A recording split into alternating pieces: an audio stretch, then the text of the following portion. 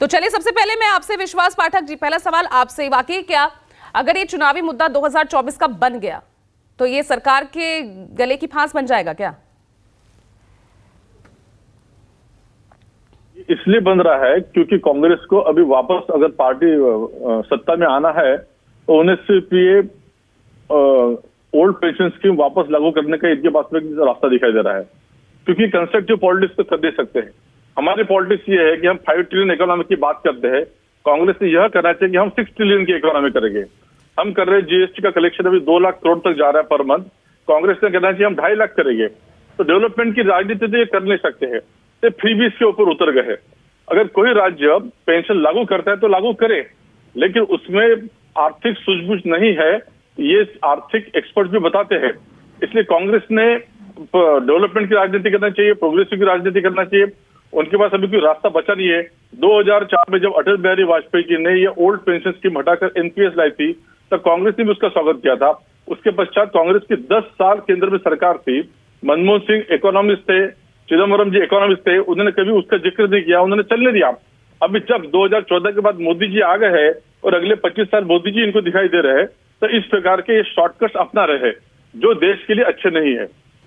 ठीक है, आपकी सारी बात को मैं एग्री करती हूं, लेकिन यहां पर जब आप सरकारी जब हाँ ना के फेर में पड़ जाती है, जब सरकारी फिर खुद कहती है कि हम एक समीक्षा के लिए कमेटी बना रहे हैं, तो आप भी तो क्लियर नहीं कर रहे हैं ना जनता के लिए कि आप है किस साइड।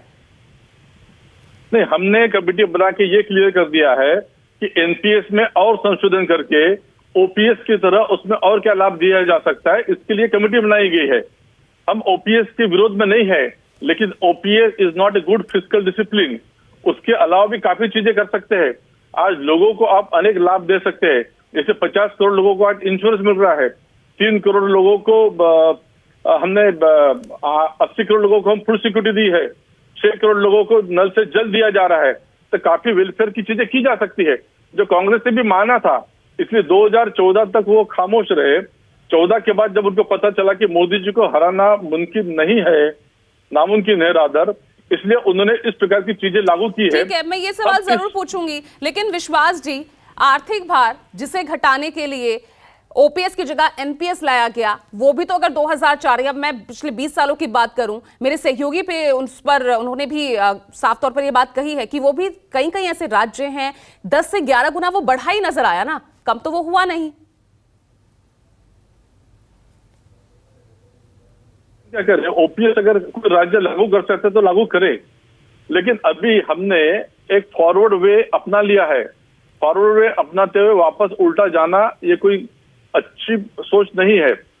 और कांग्रेस को केवल ये एक ही रास्ता दिख रहा है इलेक्शन में जीत के आने के लिए।